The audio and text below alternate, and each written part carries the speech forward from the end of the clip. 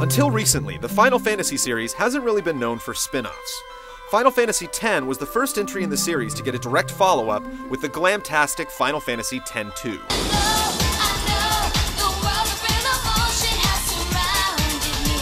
And now Square Enix is giving an encore to the PlayStation 2's final Final Fantasy with Final Fantasy XII Revenant Wings for the Nintendo DS.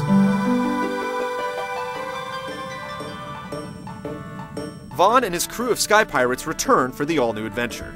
The roster includes Penelo, Balthier, and Fran from the original game, along with several new faces. Along the way, you'll see characters both old and new, and receive help from the unlikeliest of allies. The story in Revenant Wings is much more lighthearted than its predecessor, unfolding in an episodic fashion in a series of short missions for maximum portability. Players can also return to previous missions if they choose, in order to help level up weaker units, or just stock up on resources and loot. Final Fantasy XII brought the series into the realm of real-time combat, with its unique Gambit system, which allows players to issue commands to units on the fly. Revenant Wings takes things a step further by offering DS players true real-time strategy gameplay with the Final Fantasy XII spin. Using the stylus instead of a mouse, as in a traditional RTS, players can select single or even groups of troops and send them into combat at the touch of the stylus.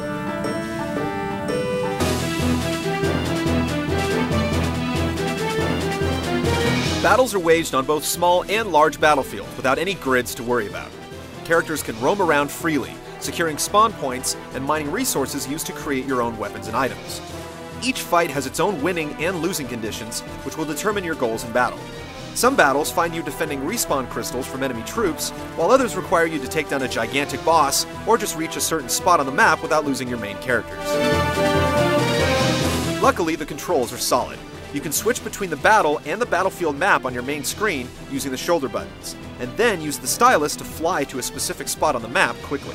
Replacing the license board from the original game is the new license ring, which allows you to unlock different monsters from each of the 4 elemental types to assist you on the battlefield. These monsters come in several varieties, from melee fighters and mages to wyverns and even chocobos. You summon the creatures from strategically positioned spawn points that you have to reclaim during battle. Being able to quickly replenish your troops can turn into a high priority when waves of enemy troops are marching towards your army.